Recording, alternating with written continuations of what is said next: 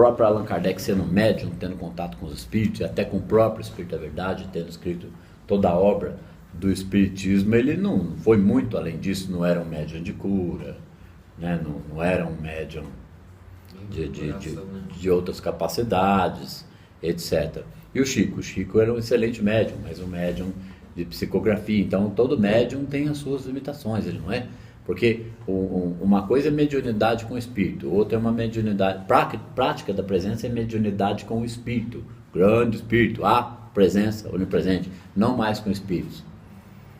Então a pessoa começa a tratar o processo auto-obsessivo, que eu já falei em aulas que todo processo obsessivo, 90% é auto-obsessão, são as neuroses, certo? O resto, 10% é obsessão externa. Então por que às vezes o indivíduo fica tresloucado? Se ele tiver 90% obsessivo na capacidade máxima e os outros 10% estiver montado nele, ferrou, tá? Esquizofrênico. Eu sei porque eu passei por isso, né? Então, mesmo o Chico sendo um grande médium, ele tinha limitações, ele não entendia o que era a saída do bem e do mal, não sabia nada de onipresença, de onipotência, né? Na época do Chico tinha Joel faleceu em 64, o Chico era vivo, o Chico não conhecia o Joel. Então o Chico criou um grande movimento espírita. O Brasil foi o país no mundo onde mais prosperou o kardecismo. Isso não é à toa, né? Então foi necessário ser dessa forma, cumpriu tabela, cumpriu o cronograma. Então quando ele teve os seus insights, as suas percepções, as suas orientações com relação à data limite, ali não há uma interpretação pura, né? Passa segundo percepções dele também, o ego ali, crenças, espíritos também influenciando, ou é assim, é assado. Que nesse negócio de ter um conselho cósmico que está julgando a Terra e dando um boi para nós, você está pafúrdio, não tem o menor. Jesus Cristo dando um boi para nós. Eu estou segurando a bronca aqui para não fritar vocês.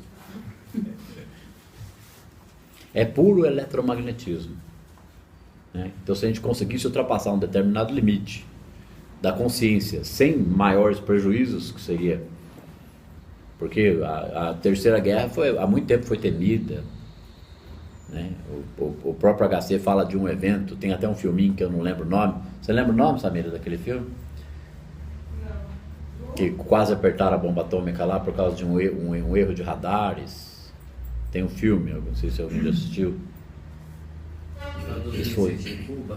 Isso foi em 1960 e pouco, acho. Então assim, sempre se temeu uma guerra nuclear, porque incrivelmente o homem tem bombas nucleares no planeta para destruir o planeta quantas? Não sei se é 40 ou 140 vezes. Destruiu o planeta 140 vezes. Tem esse poderio bélico. Lógico que ninguém faz, porque sabe, vai pulverizar tudo e todos. Então sempre houve um temor de uma guerra nuclear, né? Mas o inconsciente coletivo é tão perigoso, a sombra e o inconsciente coletivo é tão perigoso quanto isso, né? Porque a humanidade vai para o buraco e não conhece esse assunto, catarse coletiva, né? Aí começa a surgir dificuldade. Que nem eu já falei, 100 anos dezenas de milhares de anos em medieval. Aí algumas centenas de anos com estrada de terra e lampião. E 100 anos para cá, esse boom de tecnologia. O que é isso? É acúmulo de informação no consciente coletivo. Então o que aconteceu? As pessoas ficaram mais projetadas ainda para fora, o vazio existencial aumentou, a vida perde sentido. E as pessoas começam a sentir uns conflitos que ela não sabe o que é. É a própria centelha ali. É Deus querendo descobrir si próprio.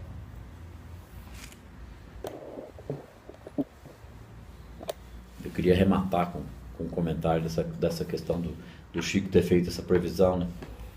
Então, ele pode ter intuído ali que a partir de, mais ou menos, pode ser uns anos antes, uns anos depois, né? A humanidade teria acumulado tanta informação que o próprio Espírito da Verdade avisou Kardec, daqui a algumas décadas, meu amigo, né, o negócio vai partir para outro nível, você não tem nem noção de onde isso vai levar. Aí tem muita gente que acha que mecânica quântica é bobagem. Mecânica quântica é para entender os fundamentos da verdade que liberta. Né? Que nem foi avisado por Kardec. Vamos ter capítulos muito espinhosos. O capítulo mais espinhoso que existe é o ser humano entender que o livre-arbítrio dele tem tanto poder que ele cria a própria realidade. Emoção cria a realidade, não pensamento. Porque o pensamento poluído polui a emoção, cria a realidade desarmônica. Então ele precisa preencher a mente com a verdade para começar a purificar os sentimentos. E purificar os sentimentos não é virar um anjinho e sair voando. Mas então esse pensamento negativo, ele pode também gerar uma nova guerra? Como assim? Vamos supor, a pessoa fica com medo, olha, pode acontecer isso que está acontecendo nos Estados Unidos hoje. Né? Já tem aquele medo. Se os 7 bilhões de seres humanos ficarem no sentimento de um medo gigante, a guerra é iminente. Mas ninguém está preocupado com isso não. As pessoas estão preocupadas com a sua pizza, sala e Coca-Cola. Então não vai ter guerra. Não é?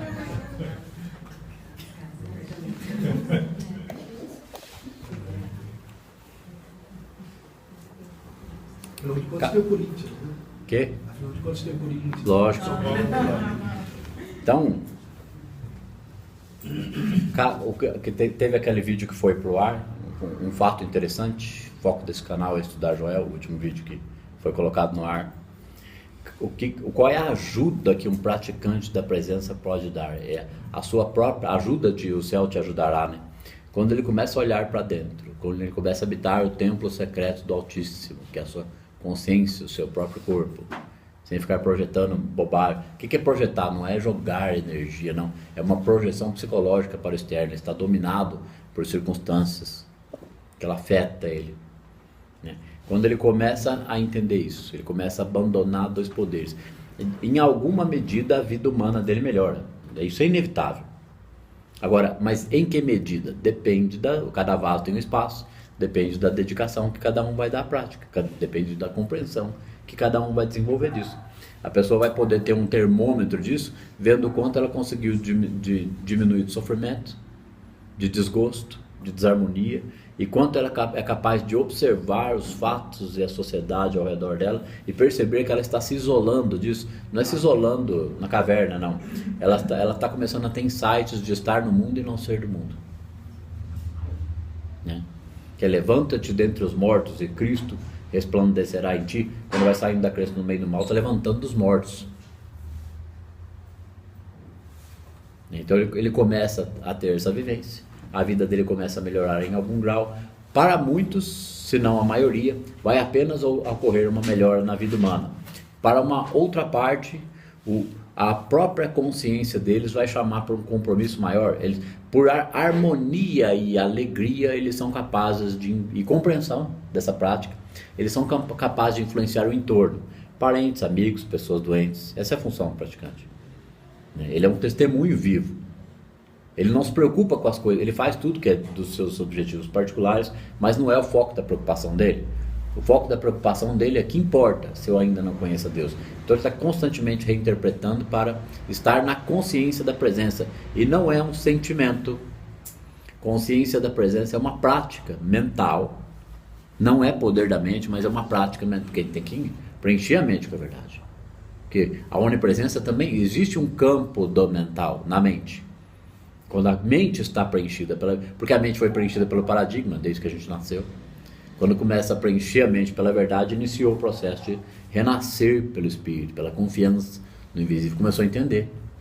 Então ele começa a descansar, porque ele chega num nível de frustração que ele sabe que não há saída. Para mim demorou 3 anos, tá?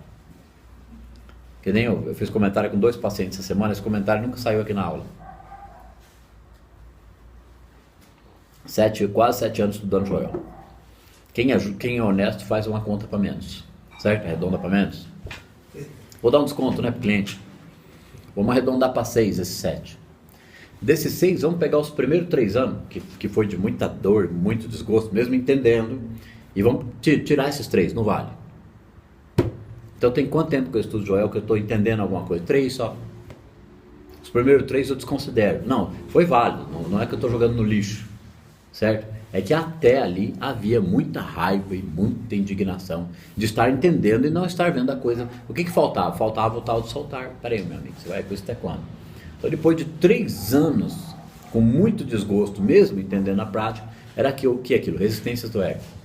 Aí eu comecei a sentar na minha poltrona e meditar. Comecei a andar pela rua, né? Despreocupadamente.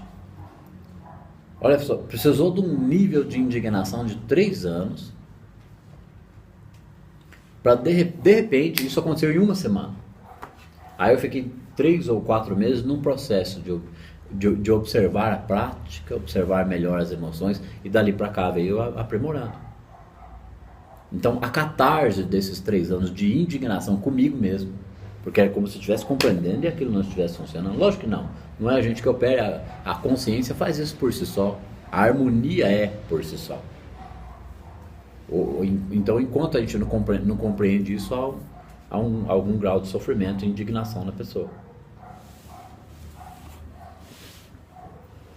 Será que cabe mais algum arremate da data limite? Qual que é a frase? Não temeremos mais as condições exteriores? Terminou esse parágrafo, né? Terminou nesse? Terminou nesse. A iluminação espiritual revela, é agora? É que eu acho que eu já estou na pegada dessa data limite a série, porque o negócio está meio bombando querendo falar do assunto aqui, né? Mas vamos pro livro. Deixa que depois eu me divirto lá no consultório gravando isso. Então aqui a gente já está na página 21. 21 para 22. Então, aqui, ó, nós estamos no capítulo 2, iluminação. O primeiro capítulo foi assumindo a imortalidade.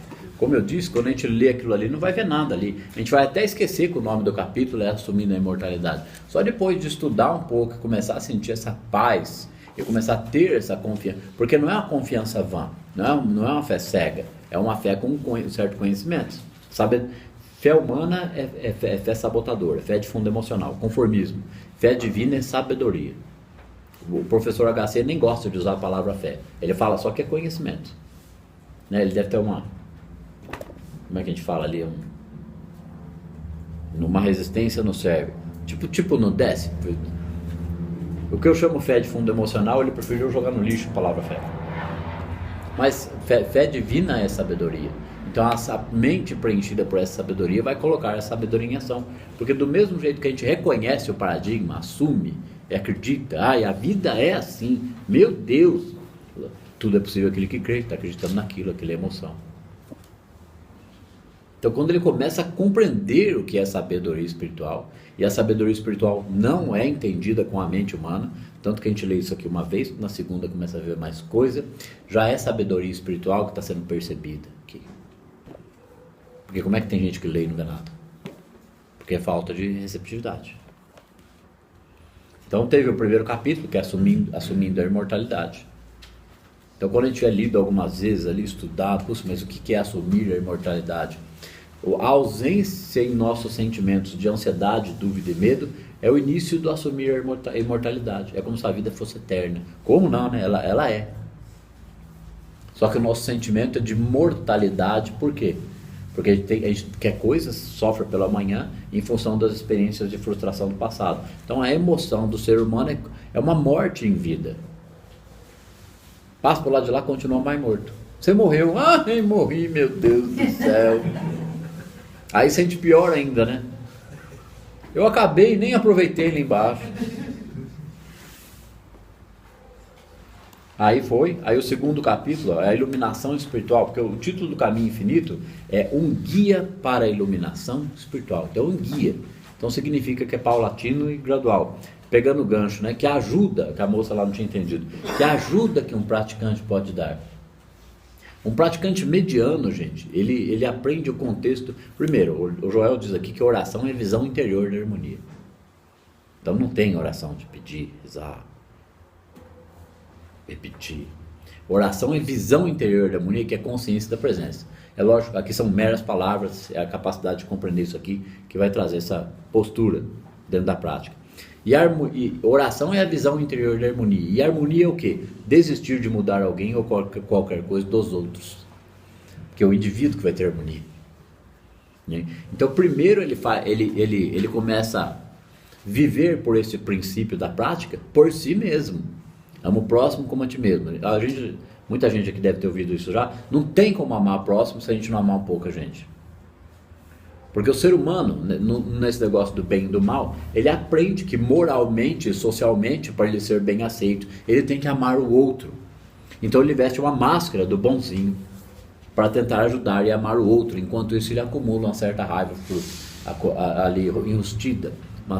Ele fica angustiado, ele não sabe com o que. Ele tenta entender o outro, mas ele não sabe por que o outro não entende ele. Então não tem amor nenhum ali, é uma máscara. Então com a prática, ele começa a compreender um pouco. Então ele começa a não exatamente a amar a si mesmo, mas a adquirir um grau de harmonia dentro dele. Suporta socialmente o outro. A gente pode dizer que no início é isso. Ele começa a ter um melhor grau de compreensão para... No começo ele vai suportar, porque ele começa a uma luta ali dentro entre essa compreensão e o ego querendo ficar indignado. Então ele suporta melhor. Bom, Fernando. Mas esse suportar melhor vai melhorando. Ele vai compreendendo mais a prática, até que ele consegue se desvencilhar dessa questão de uma indignação com aqueles que não têm vontade, o interesse, ou com aqueles que estão ainda só na mecânica quântica. Né? Então, o capítulo 2, Iluminação Espiritual, começa a falar do que é iluminação espiritual.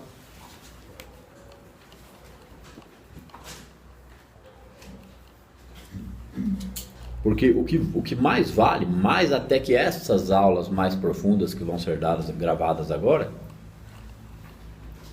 é a capacidade pessoal de interpretar o texto, até que aquilo comece a estar na mente para ser vivenciado no dia a dia, que nem no atendimento, em diversas vezes. O livro que eu mais abro no atendimento para mostrar um trecho ou outro é o Caminho Infinito.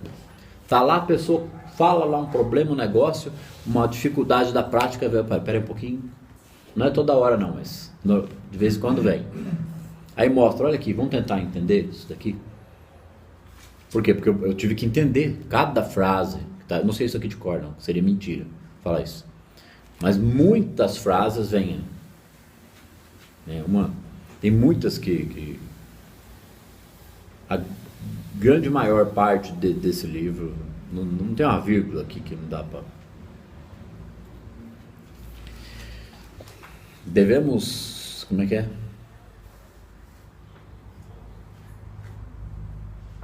É que a Paula Correia, eu estou insistindo com enrolação aqui, por isso está dando essas travadas. Devemos nos livrar de qualquer coisa em nossos pensamentos que não seja a divina presença, o eu real, para podermos beber a pura água da vida e comermos o pão espiritual da verdade. Devemos nos livrar em nossa mente de qualquer coisa que não seja a divina presença, o eu real, ou a presença de Deus, ou a própria harmonia, por trás de qualquer circunstância que é percebida com os 5 sentidos. Então eu simplesmente me livro. É o cancelar, Cancelar é fraco, já falei, né? Então eu fico consciente da presença. Só que não, só existe um poder. Essa circunstância não tem poder mais sobre mim. É lógico que aqui são só palavras, mas a elaboração disso constante, com estudo. Eu não economizo, gente. Ninguém. Estudo exaustivo. Lógico, todo mundo tem trabalho, todo mundo tem suas ocupações, mas tirando isso. Se estiver doendo, o que é doendo? Que saco fazer isso, eu não quero. Não tem problema, não faz. Porque a pessoa que tem a sede por isso, ela vai dedicar qualquer tempo livre ao estudo disso aqui. Quando eu comecei a estudar isso aqui, o tempo livre foi criado pela própria sombra, né? Eu tinha tempo free. Tempo integral, né?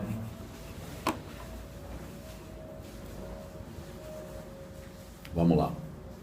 Então, quando começa a entender um pouquinho, já começa a ter essa compreensão. Vou voltar no parágrafo anterior da última aula. Não temeremos mais as mudanças das condições exteriores que não passam de um reflexo da totalidade interior. Então o indivíduo vai começando a compreender mesmo que qualquer condição exterior é reflexo da totalidade interior, ou seja, de sua consciência. Então quer dizer que a hora que eu tiver com isso aqui totalmente compreendido, a situação exterior muda completamente? Não, muda o sentimento em relação à situação exterior. Porque o praticante, o testemunho vivo, ele, quando a gente ilumina, a gente tem o que em volta? Só sombra. Ele é o agente transformador. Né? Que a presença vai à minha frente, aplanando, preparando os caminhos, e permaneça à minha retaguarda, salvaguardando cada passo das ilusões dos sentidos, não só para o praticante, mas irradiando para... Fica ali, porque a presença é. Então, de repente, passa alguém com um problema por um lugar que passou um praticante avançado, e ele tem um insight, um negócio, é uma ação da graça. Um insight, alguma luzinha que vai para a consciência do outro. Então, a grande ajuda que um praticante dá, primeiro, é para o inconsciente coletivo todinho. Ele é menos um problema. Ele é parte da solução agora. Ele não faz mais parte do inconsciente coletivo.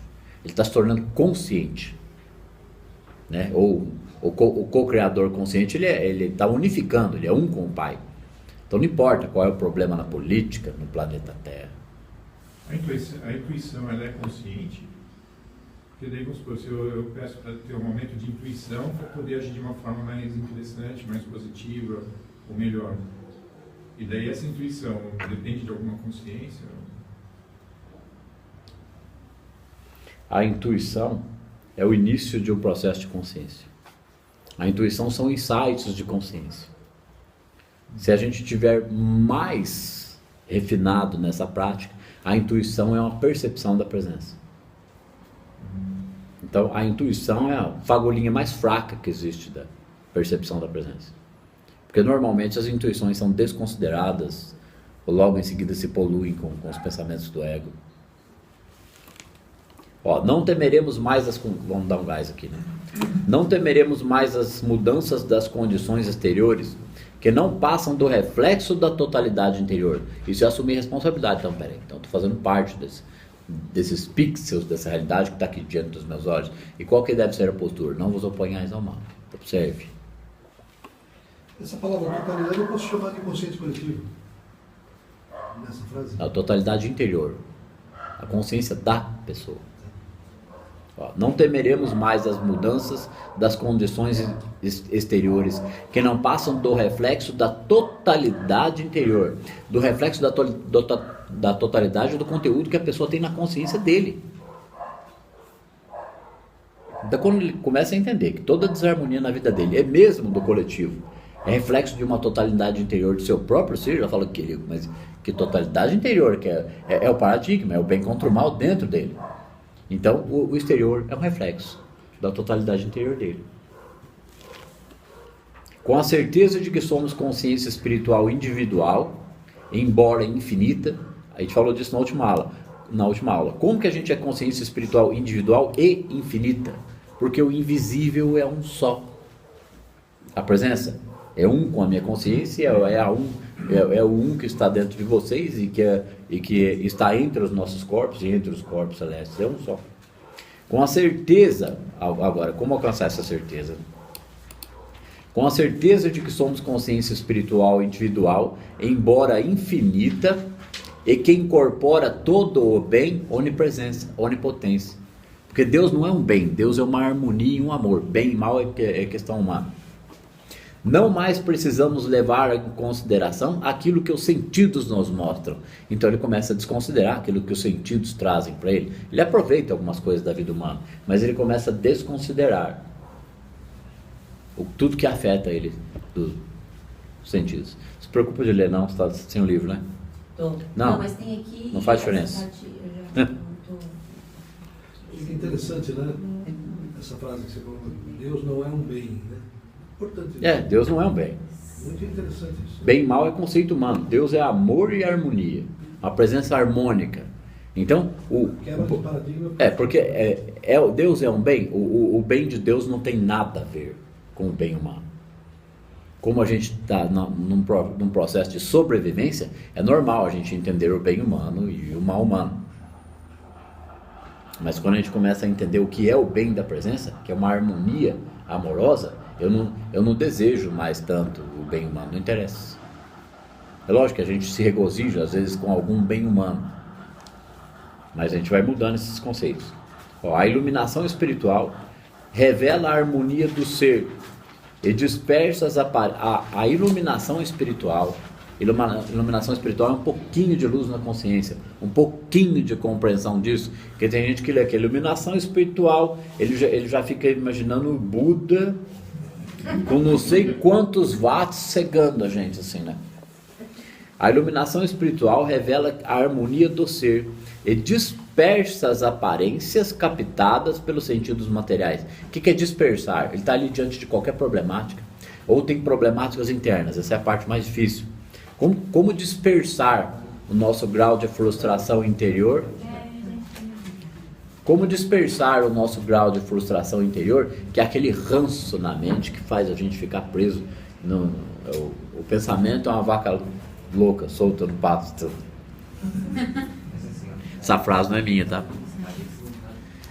Então, como ter um pouco de paz e tranquilidade? Com a prática e a permanência na palavra, isso começa a vir. Que a mente preenchida pela verdade não vai ser... A mente é preenchida pela verdade por uma vontade consciente, mas não é uma ação da mente, é uma ação da graça, da própria harmonia. Ele está se tornando um com a harmonia, onipresente. O que acontece? Ele é beneficiado pela expansão da consciência dessa presença amorosa. A iluminação espiritual revela a harmonia do ser. Revela a harmonia do ser. Ele começa a ter a primeira mudança interna, gente. Ele começa a perceber uma harmonia na sua vida. A Tânia até suspirou. E dispersa as aparências captadas pelos sentidos materiais. Dispersa a aparência. Não é que eu vou desconsiderar, não. Dispersa a aparência captada. Aquilo começa a perder a força.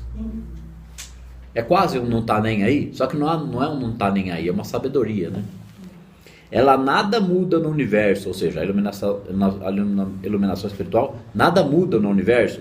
Pois que o universo é espiritual. Tudo que existe que a gente pensa que material é espiritual. Habitado pelos filhos de Deus. Mas muda nossa visão do universo. Ou seja, não vai mudar o universo, porque o universo é espiritual, mas muda a nossa visão, porque nós estávamos dentro da visão do paradigma, visão da dualidade, pensamento materialista.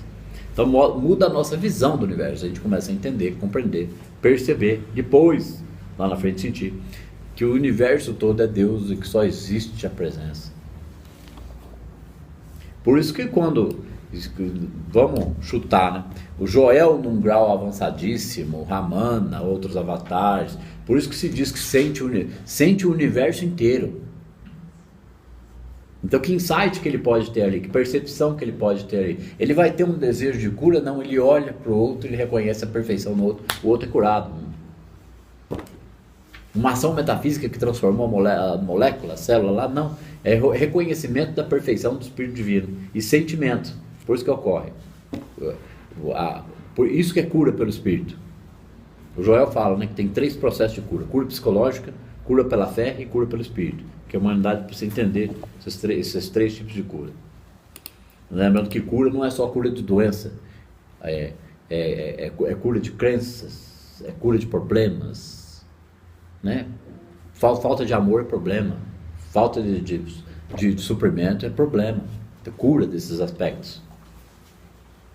Ó, sempre houve homens... Não, peraí, pulou, né? Este é apenas o começo deste vasto tema. E enquanto discutimos a respeito, mantenhamos nosso pensamento mais longe. Enquanto discutimos, ele quer dizer o quê? Enquanto estamos estudando esse assunto. Mantenhamos o nosso pensamento mais longe possível do mundo dos sentidos e ancorado à conscientização da realidade espiritual ou da presença harmônica onipresente com poder.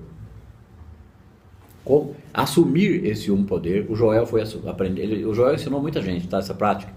A pessoa que compreende a metafísica, para depois começar a assumir essa prática aqui, reconhecendo poder.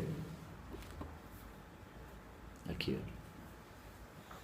ó, ancorado à conscientização da realidade espiritual. A mente e as emoções desse praticante vai ficando tão destituída, liberta da crença em 2 poderes, que tudo que ele olha que que tem a aparência de dois poderes, não significa nada para ele. Ele reconhece aquilo como uma total ilusão do livre-arbítrio daquela pessoa que está trazendo aquele problema. A Samir estava me contando ontem, eu até nem sabia daquele... Aonde você achou aquilo? Que o Joel, no começo dos atendimentos, conversava com a pessoa por uma hora e meia. Das palavras dos pensamentos. Eu não li assim. Muito bom, sim. E então o Joel começou os atendimentos, ele já curava, já tinha graça para ele, já tinha passado por um processo que começou aos 38 anos de idade. Antes não tinha nada. Aí de repente a coisa começou. Por quê? Porque ele tinha, como nós aqui, uma indignação, uma busca. Aí a compreensão começou. Receptividade é verdade, uma hora a consciência abriu. Então, no começo ele orientava a pessoa para que a pessoa, né, adequasse o seu modelo de vida à prática. Passava alguns princípios. Mesmo que a pessoa não fosse um estudante praticante, ele dava uma orientação ali. Aquela orientação era precedida de uma meditação, que vinha uma palavra, um pensamento, né, ou ele ficava inspirado para dar a orientação correta. E depois, com o tempo, o tempo de atendimento foi diminuindo. Até que quando ele, depois muito lá na frente, aparecia pacientes para ele atender, ele apenas olhava para a criatura. Segundos. Porque era segundos. Porque era o puro sentimento da presença. Né? Então isso foi expandindo nele. Ele foi liberando a sua própria consciência da crença no bem e no mal. Aqui, ó. Este é apenas o começo deste vasto tema. Ou seja, quando a gente começa a compreender esse assunto, é o começo deste vasto tema, porque é infinito. Só que, apesar de ser um tema infinito, é um tema completamente fora do paradigma da dualidade. Agora, como eu disse e repito, igreja, religião nenhuma está errada, a verdade está em todas elas. Como diz lá no Escada de Jacó, todas as religiões vão nos levar para o mesmo lugar. Mas a questão é, quando o indivíduo vai entender a busca disso no reino de sua própria consciência, o reino está dentro de vós, e parar de projetar no externo, buscando Deus externo, buscando uma ajuda sei lá na onde, falando meu Deus do céu. Que o meu Deus do céu é uma válvula de escape emocional, um alívio ali. Né? Nesses 3 anos de conflito eu falava meu Deus do céu. Não, nos primeiros meses eu ainda falava não sei o que, se Deus quiser. A hora que falava se Deus quiser, parecia que não era eu falando. Eu falei, mas peraí, se Deus quiser na onde, né? Começa a perder o sentido certas. Tem um áudio lá no canal que é um resumo do caminho infinito. Esse resumo do caminho infinito foi no primeiro ano de estudo. Eu sentei dentro de um carro que eu tinha, na porta da casa da minha mãe lá em Minas, né? Fiz uma meditação, aí eu fiz um resumo, entrei no carro, catei um celular, fui gravar o áudio. Pode ver que lá no áudio passa um cavalo nessa hora aqui. Fala assim, ó, este é apenas o começo desse vasto tema. Aí faz assim de fundo.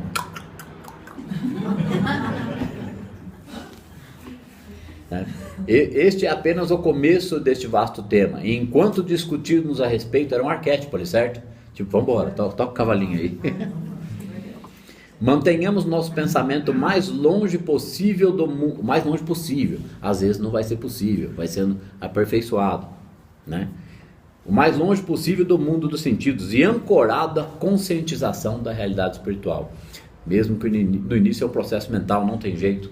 Eu tenho que ficar consciente da presença. Só existe um poder, eu e o Pai somos um, né? Não sou mais criatura humana, estou ao caminho de renascer pelo Espírito. Sou Cristo, Filho de Deus. Vai assumindo, é reafirmar a verdade, né? Sempre houve homens que trouxeram a divina mensagem da presença de Deus e da irrealidade do mal. Sempre houve. Muito mais do que a gente imagina, anônimos, né? Buda na Índia, Lao Tse na China, Jesus de Nazaré, este e muitos outros trouxeram a luz da verdade aos homens. E os homens sempre tomaram os mensageiros como se fossem a luz. Olha, ele é Deus. Sem perceber que aqueles que pensavam ser alguém exterior eram a luz da verdade dentro de sua própria consciência, porque era ele enxergando a verdade naquele ser. Então significa o quê? Que ele também era verdade, só não sabia disso. Então tem um trechinho aí de uma palestra, que não é minha, é dito numas 2 ou 3, ele repete, né? Que Rambo não é Deus, que quando chega do lado de lá, é uma metáfora, tá, gente? Eu não vou, eu espero que vocês entendam. Eu até de fora do vídeo eu falo. Né? Chega do lado de lá e fala: cadê o Rambo? Não, o Rambo não está aqui. Não, mas me disseram que Rambo era Deus e que eu estava salvo. Então, você não está. Você não vai encontrar o Rambo aqui. Então, achar que Rambo é Deus, porque tomou o Rambo por Deus, e aí não encontra o Rambo e se sente extremamente decepcionado. Mas eu tinha certeza que eu ia chegar aqui e encontrar o Rambo.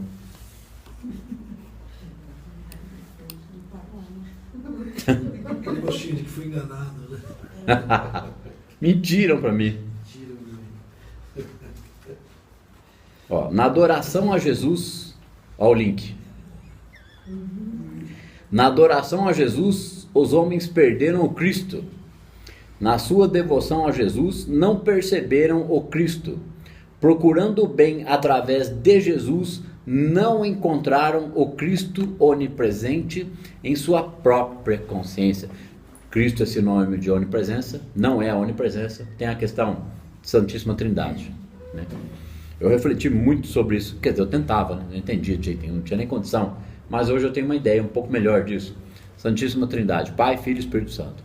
Pai é a presença, Deus, o invisível, que agora a gente sabe que é o campo unificado vacôntico. Campo unificado vacôntico é o nome científico dado no momento para Deus, né? Então existe o Pai, tem o Filho. O Filho é quando a criatura humana se reconhece como filho e ele assume a filiação divina e reconhece a paternidade divina. Então ele sabe que ele e o Pai são um só. Ele é a expressão da consciência do Pai. E o Espírito Santo é o sentimento que isso provoca. Ou seja, a percepção da presença é o Espírito Santo. Então não é Deus que é o Espírito Santo. Deus é o Pai onipresente, a harmonia e o amor.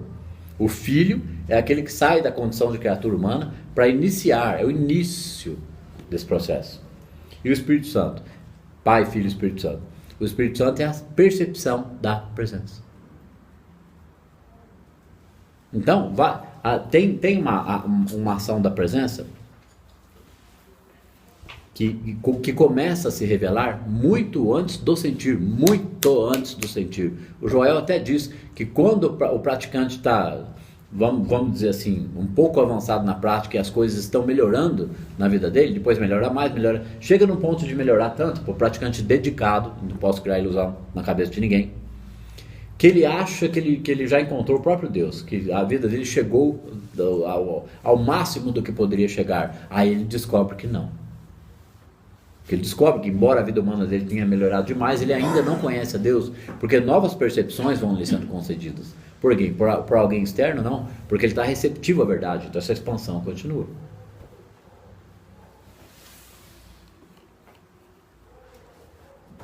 Então, na adoração a Jesus, os homens perderam o Cristo. O que é o Cristo? É a percepção no indivíduo da presença, mente do Cristo. Na devoção a Jesus, não perceberam o Cristo. Procurando o bem através de Jesus, não encontraram o Cristo onipresente em sua própria consciência. Porque enquanto está buscando o Cristo externo, o Deus externo, nunca vai parar para buscar isso internamente. Não existe reforma íntima sem isso. Muito menos renascer pelo Espírito. Porque a promessa do avatar de Jesus Cristo é o renascer pelo Espírito, é o reino. O reino está dentro de vós. Então é um processo interno. Apesar de ser um processo interno, não é um processo de um confortinho, é um processo de uma libertação da consciência, para que ele veja Deus face a face, nesta vida. Em todos os casos, o mensageiro que apareceu aos homens foi a vinda de Cristo à consciência individual, em todos os casos desses iluminados. O mensageiro que apareceu, ou seja, todas as pessoas que colocaram os olhos no iluminado, né? Ó, o mensageiro que apareceu foi a vinda do Cristo à consciência individual daquele que se iluminou e daquele que estava vendo iluminado. E quando isso for compreendido, o homem terá alcançado a libertação do conceito de pessoa e de limitação pessoal. Porque o conceito de pessoa aqui, o Joel se refere ao conceito de pessoa humana presa na dualidade, sem ter a menor noção de como buscar a Deus.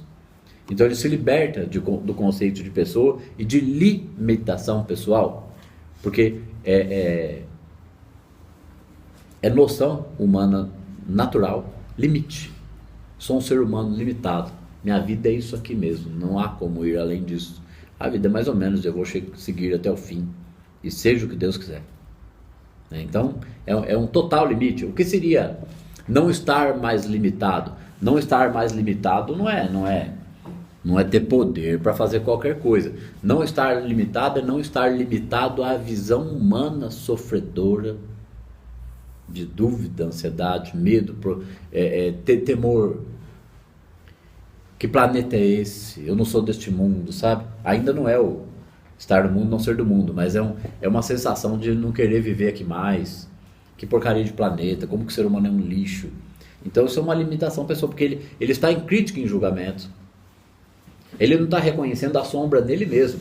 Porque essa sombra nele mesmo de achar que esse lugar aqui é um lixo e que as pessoas são um lixo, é a falta de reconhecimento do Cristo nele mesmo.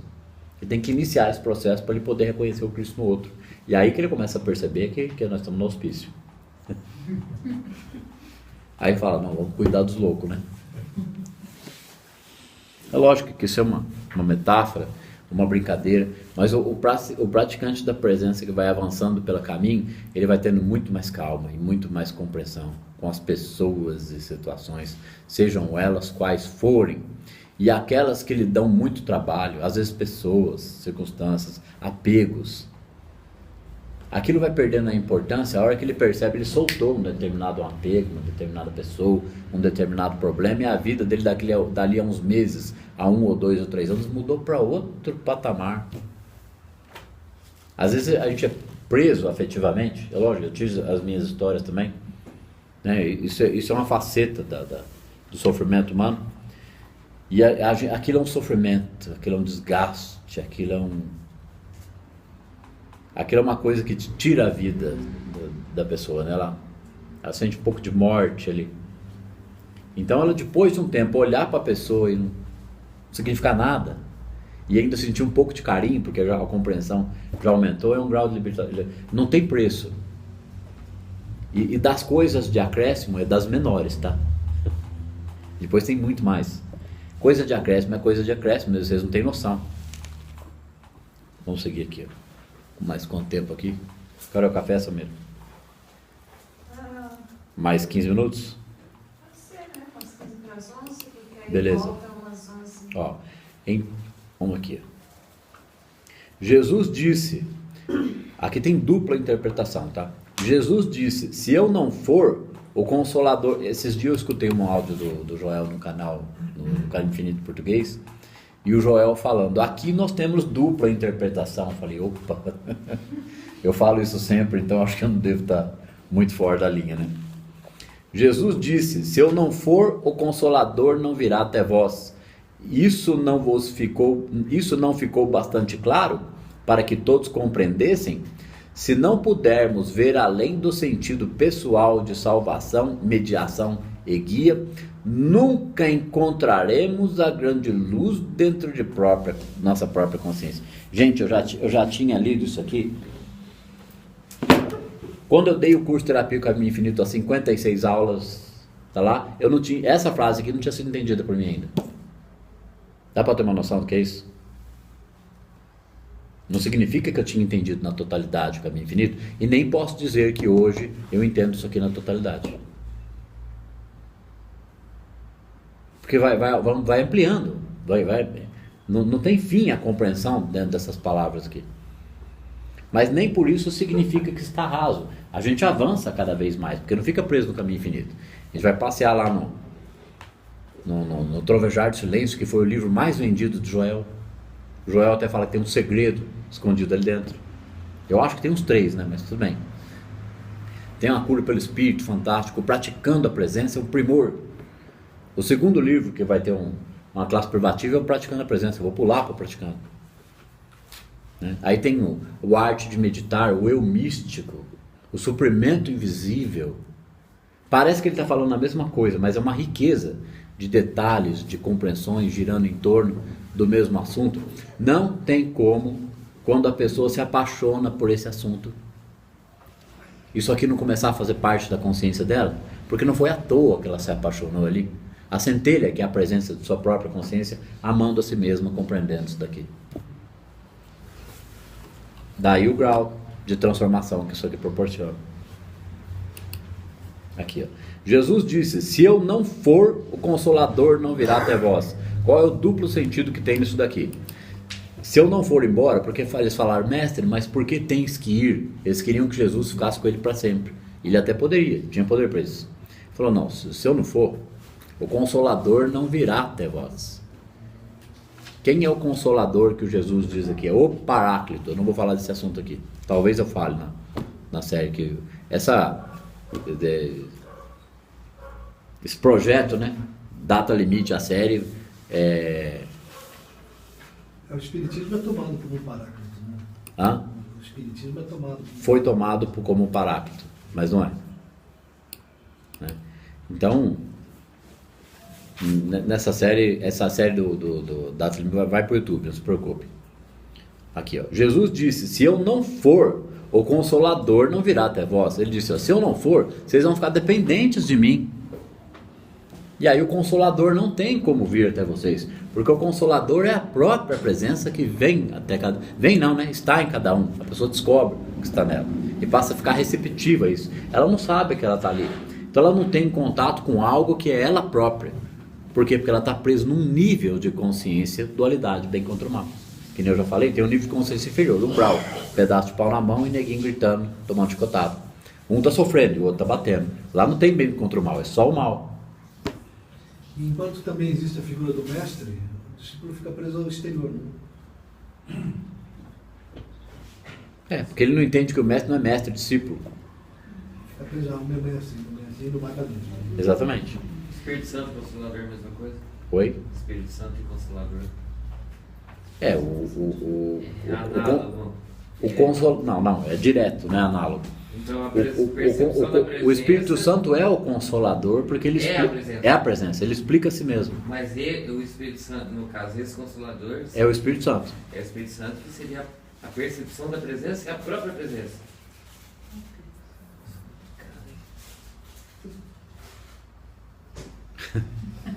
Se você trocar... Não, o meu sorriso foi pelo entendimento dele. Se você inverter a palavra Espírito Santo, Santo Espírito, santifica o Espírito. Então aqui, ó, se eu não for, o Consolador não virá até vós. Porque inclusive ele sabia que ele ia e que ia demorar. Pensa que ele não sabia? Foi mostrado para ele no deserto. A briga do ego com o superego mostrou, ó. Vai virar uma bagunça isso que você está fazendo aqui. Vão usar seu nome em vão. Ele disse: não tem problema. Né? Ele não podia ser de outra forma. Então, se eu não for, o Consolador não virá até vós. Ele tinha que ir embora, mesmo que houvesse uma distorção de achar que ele era o Salvador, o Filho de Deus, que a humanidade já estava salva. Porque assim, a mensagem foi tão forte, né? A presença que ele deixou, o conhecimento, não tinha, que nem né? Os céus e terras passarão, mas minhas palavras não. Né? Porque as palavras são as palavras de Deus. Céus e terras humanos passam. Né? A própria terra um dia vai ter um fim isso aqui, mas a palavra não passa nunca, porque a palavra é a presença. Então, se eu não for, o Consolador não virá até vós. O Consolador como o Paráclito no futuro, que tem um trecho da Bíblia que fala da vinda do Paráclito. O que é essa palavra? Paráclito? É. Aquele que dá testemunho de mim. Vamos pegar aqui uma definição no Google, melhor? O Paráclito seria uma verdade que daria testemunho completo, justificando, explicando e ensinando os ensinamentos de Jesus, dizendo que tudo que ele disse era verdade e muito mais. É o Paráclito. Comprovação. Nossa, mas ainda precisa disso. Né? Hã? Ainda precisa de um... Não sei como é. Agora, esse Paráclito pode ser o quê? A vinda do Cristo na consciência de cada praticante. Certo? Porque são testemunhos vivos. Primeiro, eles vão dar o testemunho segundo o seu grau de compreensão e prática. Então ele não precisa sair explicando. Certo? A explicação pode ser dada, mas os praticantes vão só praticar. Então Joel era um Paráclito. Não sei. Claro que sim. Aqui, ó.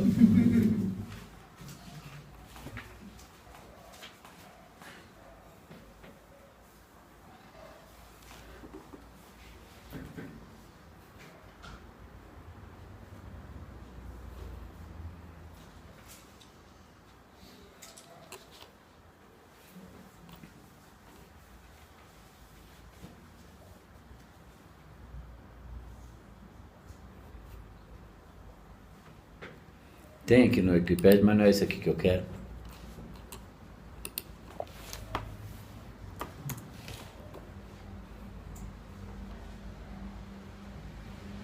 Eu quero o trecho da Bíblia que está falando.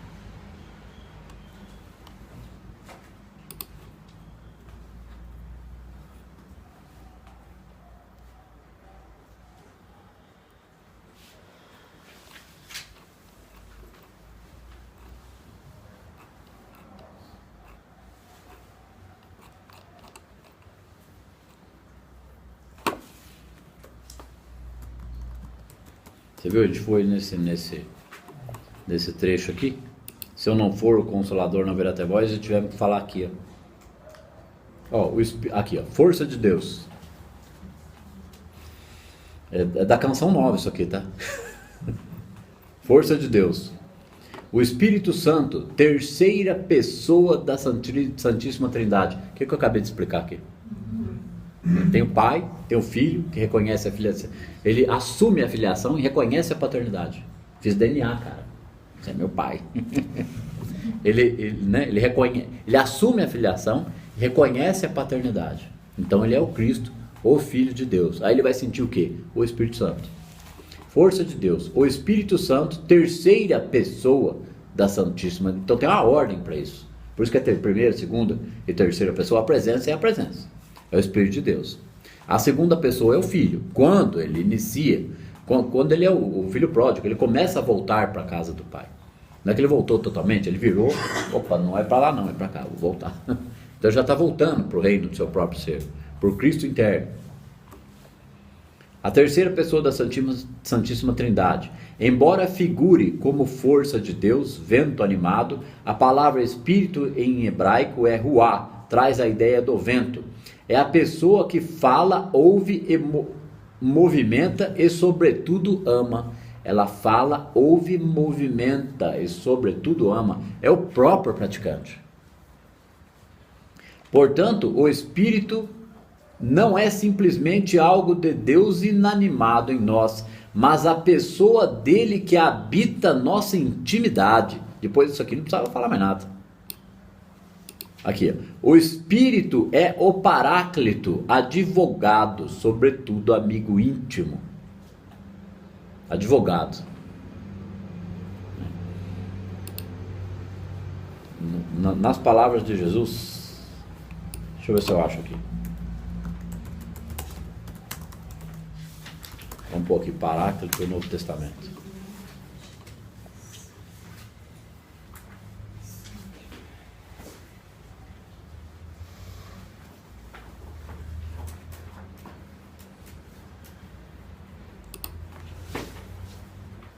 Acho que eu achei o que eu queria.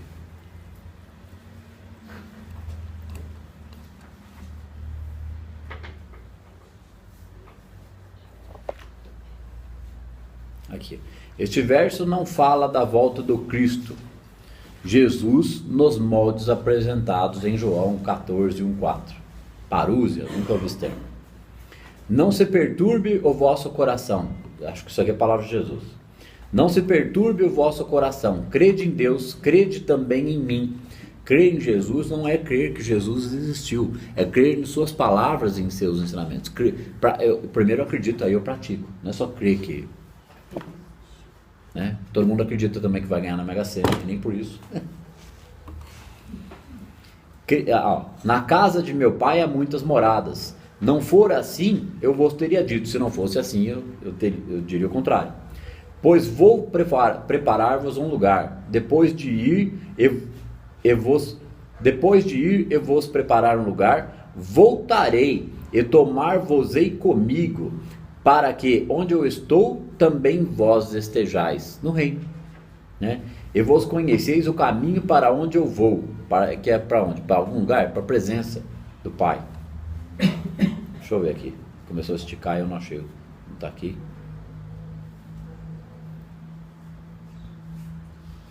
Aqui, ó.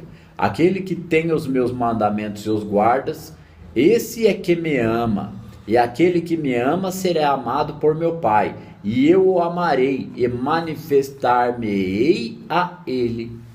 Aí eu lembro daquele do mendigo, né? Quem dá um pão a um mendigo é a mim que ele está dando, porque todos somos a consciência do Cristo.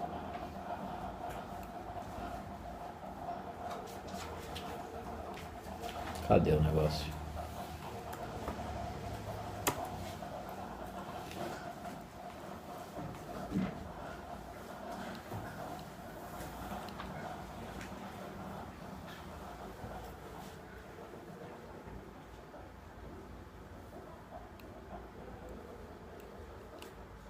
Eu não estou achando o que eu queria. É um trecho da Bíblia que ele diz que o parágrafo... Eu vou trazer em outras palavras, que o paráclito seria uma defesa ferrenha.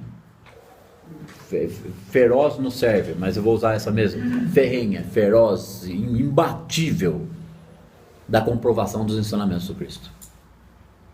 Quebrar paradigmas. Imaginem que o próprio Jesus Cristo aparecesse aqui agora, no planeta Terra, e começasse a explicar esse assunto. A pessoa ia falar aqui, que não? Hã?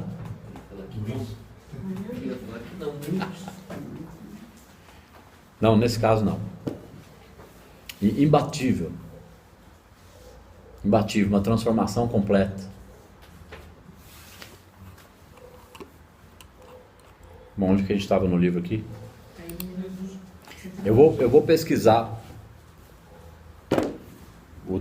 o trecho que me deixou perplexo e vou trazer para a próxima aula, beleza? Sobre o paráclito. É um parágrafo, mas faço questão.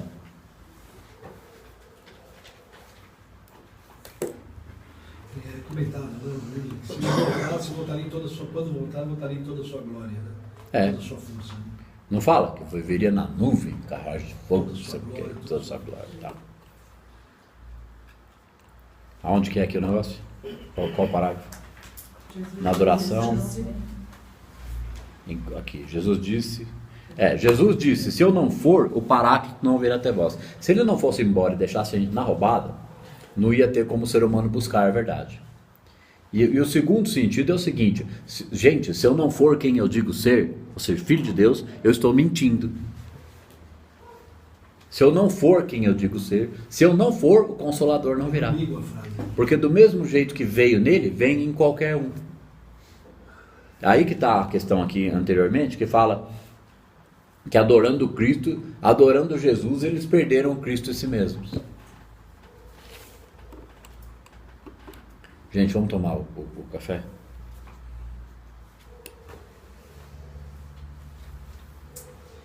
É que devia ser muito gostoso ficar perto de Jesus, né? Difícil ficar ali para dentro, né? Com tanta luz do lado de fora, né?